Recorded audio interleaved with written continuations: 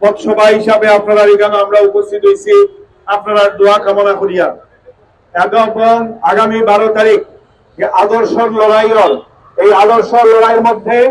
আপনার কাছে আকুল আবেদন আপনারা ইসলামের পক্ষে মানবতার পক্ষে এবং দেশের পক্ষে হাত পাকারে গ্রহণ করতাম। কারণ এইবার কোন নির্বাচনও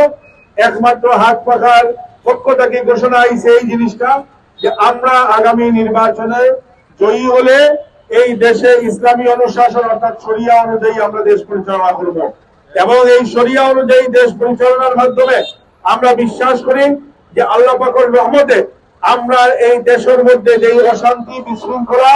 আমরা এই দেশের মধ্যে যে অনিয়ম এই সব কিছু নির্মূল করা সম্ভব। এর লাগে আগামী 12 তারিখ হাত পাখার পক্ষে যে গণজোয়ার উঠছে এই গণজোয়ারও আমরা সবাই সিলেটবাসী সহযোগিতার হাত বাড়াইয়া দিতাম এবং আমরা ঐক্যবদ্ধ ভাবে ইসলাম এবং শরিয়ার পক্ষে এবং ইসলাম এবং মানবতার পক্ষে ইসলাম এবং দেশের পক্ষে আমরা সবাই ঐক্যবদ্ধ ভাবে থাকতাম এবং সর্বত যোগ্যতা যদি মনে করেন আপনার আছে তাহলে ইনশাআল্লাহ আগামী 12 তারিখ আপনারা হাত পাখার ভোট দিতাম। হাত পাখার প্রার্থী হিসেবে নিয়া সব সময় করোনা বন্যা সিলেটবাসীর সকল অধিকার আদায়ের আন্দোলন আমরা সম্পৃক্ত আসলাম। আগামী দিনে থাকবো ঐক্যবদ্ধ ভাবে নতুন সিলেট করবো এই প্রত্যাশা রাখিয়া বক্তব্য শেষ করি।